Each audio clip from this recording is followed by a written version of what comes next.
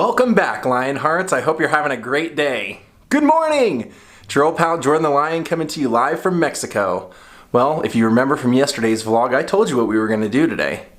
We're going to go a little outside the city because we're going to go to something called the Museum of Mummies. I know, it sounds a little creepy, and it is, and the reason that they're there is almost even worse.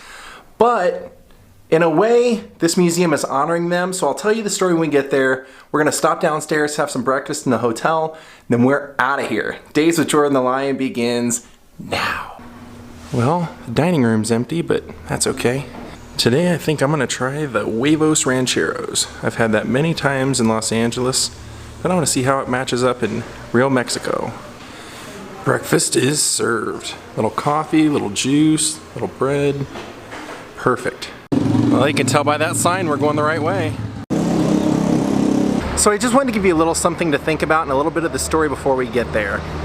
Now, this museum has been open since about the 50s, I believe.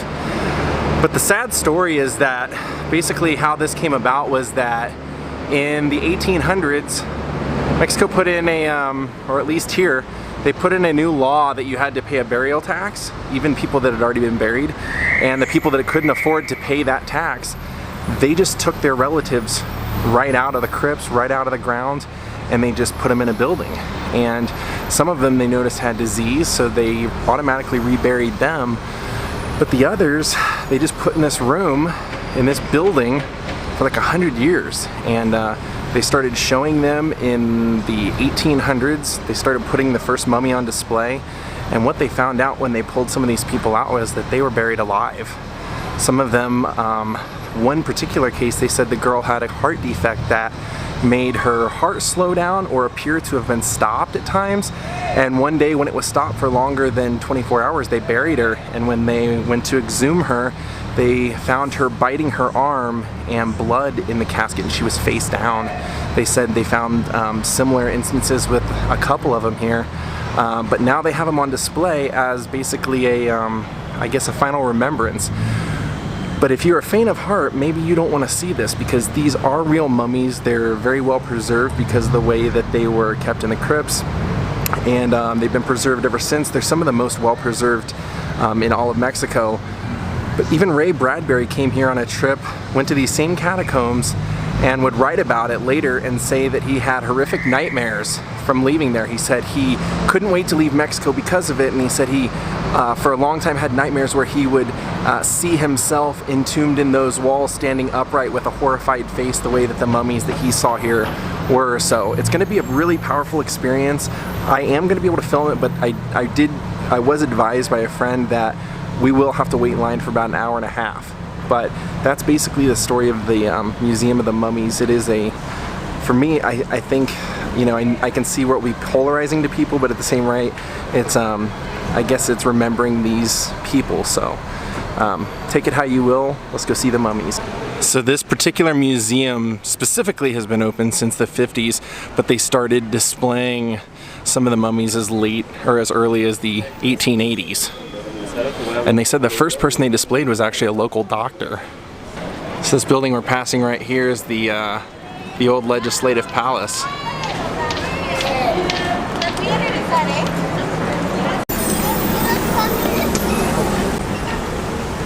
I know I mentioned in some other vlogs about the Guanajuato, they've had a history of bad flooding, but they built some dams, I believe, in like the 60s, so apparently that's not an issue anymore.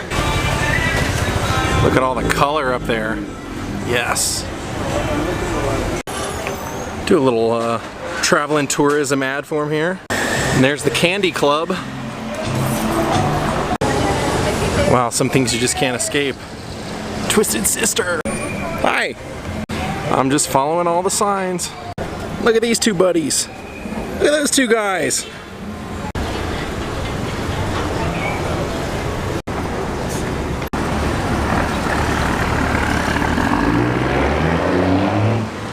God, I love looking at that.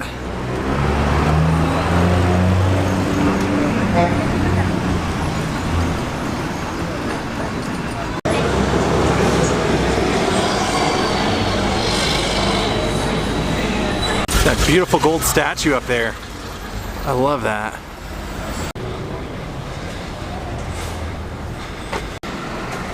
Look at all that color. I think we're like 2 or 3 minutes away now. Check out the city. Oh, our last sign right there. So you definitely don't have to do the insane walk uphill that I just did that took a half an hour. You can take taxis or buses, but the taxi was going to take 21 minutes and it took me 27 to walk this. Well, at least from outside I don't see a massive line. Let's hope that's the case. Maybe I beat tourism season. So it's 60 pesos to get in, and if you want to take photos, they charge you another 20. So the 60 pesos is $3.25, so it doesn't really cost that much either way. Not too bad. Well, we're in here, all right.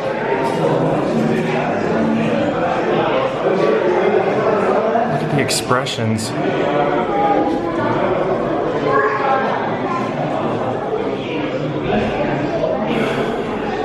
It's amazing how well preserved they are, really. They said the more well preserved ones were the ones that were kept in the crypts and the ones that have deteriorated. And see, you can still see some of the clothing on there.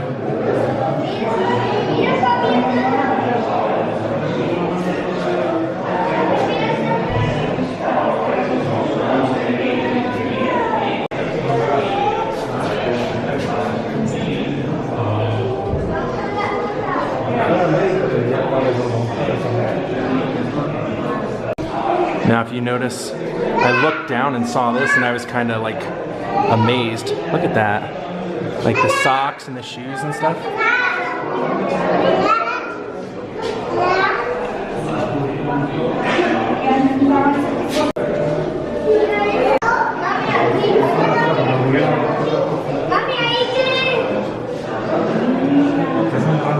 Still see some of the hair.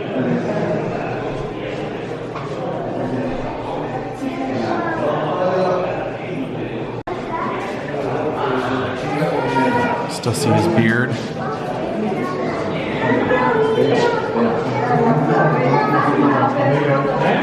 Wow, that is interesting. You can still see her breasts. Some of these, they've already deteriorated, but and you can see how her hair was styled with the braids.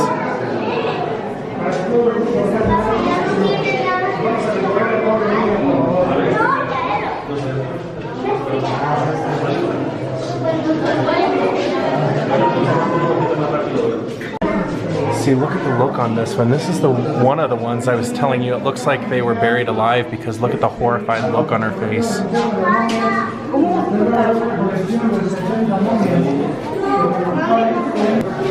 Now also in this museum they say this has the youngest mummy ever because there's a woman who died, or I think the baby died when it was first born, so it's almost the early stages.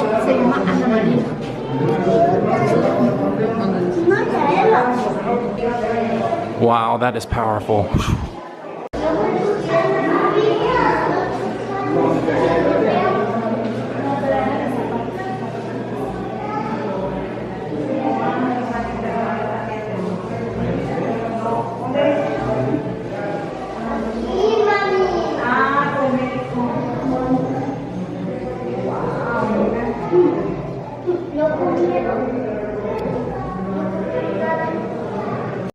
And look at his clothing. You can see he has the same.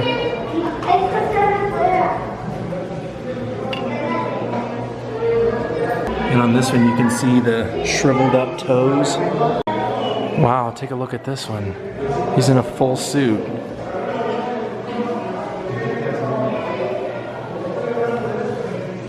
Not to crack a joke or anything, but it is kind of ironic that I chose to wear my Dead and Company shirt.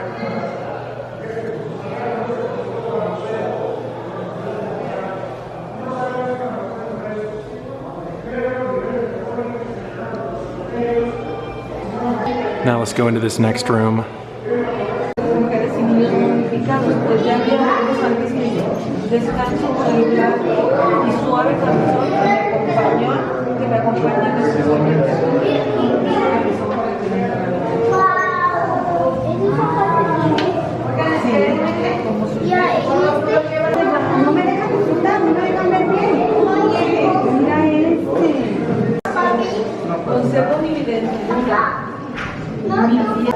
There's another one buried in a suit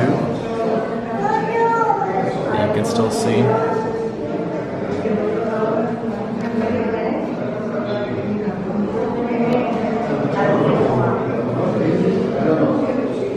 See, I almost wonder if the ones with their mouth open are the ones that were buried alive.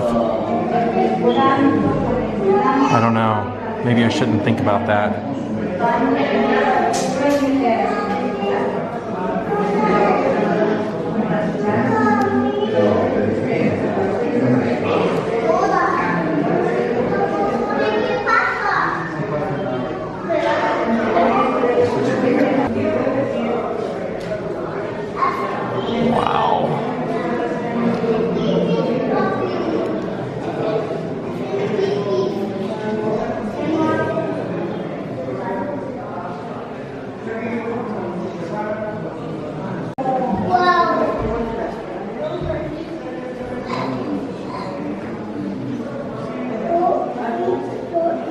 Well, this one, you can tell he's missing a large part of the front teeth.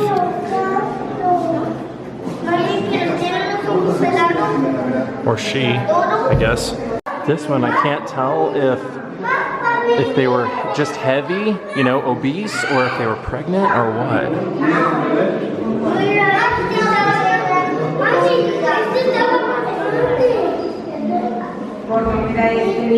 Little bit of warning, my friends, the next ones that we're gonna see now are the babies. So if you don't wanna see the babies, don't watch the next couple of, like the next minute or so.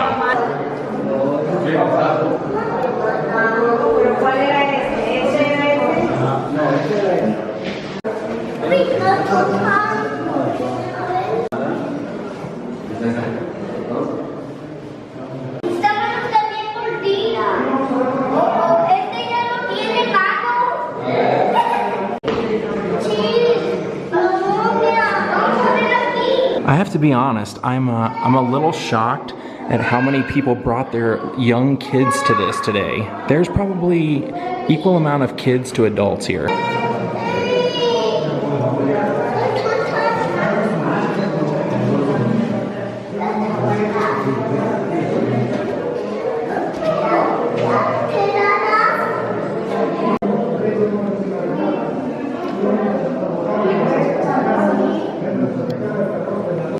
In this one, you can see the chest hair. You see that chest hair right there?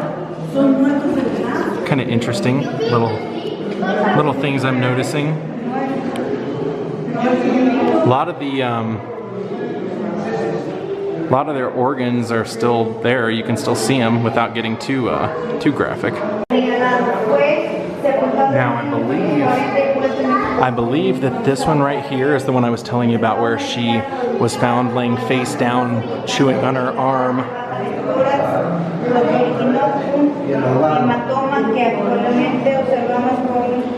These are all the ones that were buried alive. Well, not all of them, but some of them. Now this one, if you look right in here, you can see that he actually died of a stab wound.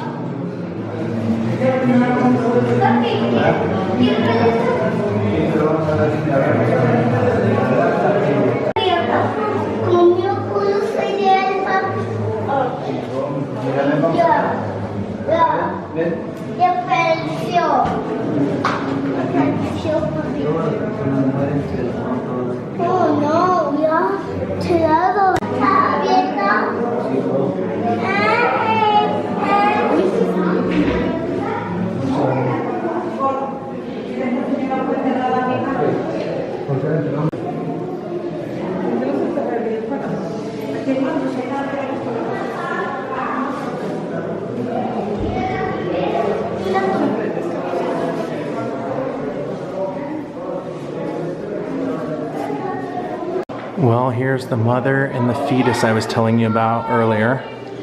That's the youngest mummy on display anywhere now.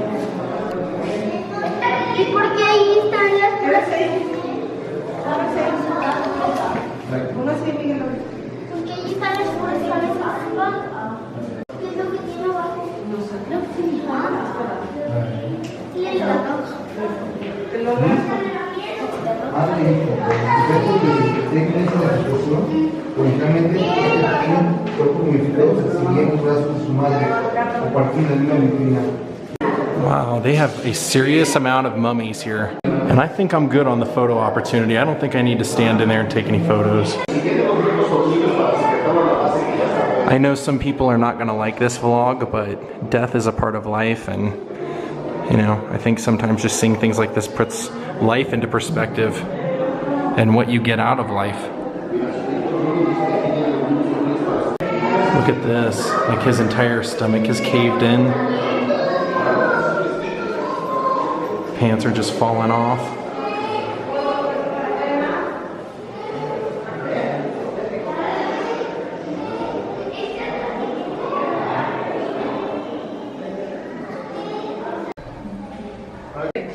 I can't believe they just have one out here that you can take pictures with. It's kind of nutty.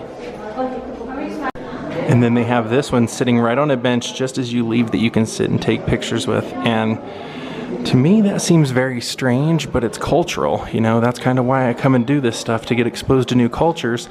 I've been amazed at how many people have stopped and taken photos in front of mummies, doing like comedy poses, people who probably live here. And to me, I'm just like, oh, I would never do that. But it's, you know, it's just interesting to see different cultures and the way they treat death and the way they, I guess, honor death. Look, on the way out they have a Coco shirt, and that's pretty cool too. I like that one. But see, like I said, they kind of have a sense of humor about it. So I just bought a handful of postcards here. Alright my friends, I know this museum may have not been for everyone, but I certainly enjoyed getting to see it, and it actually didn't take that long to get in. I think the hour-and-a-half wait that I was told about is because they have a lot of tour companies that bring buses up here and they just drop off a ton of people at once, but I got lucky and I got here before any of that happened, so totally worth seeing. It's worth your, you know, $3.70 or whatever to see it, and if you come to Guanajuato, it's one of the most popular things to see. Alright, we're gonna call it a night here, guys. Have a great night, and we'll see you all tomorrow live from Guanajuato, Mexico. Good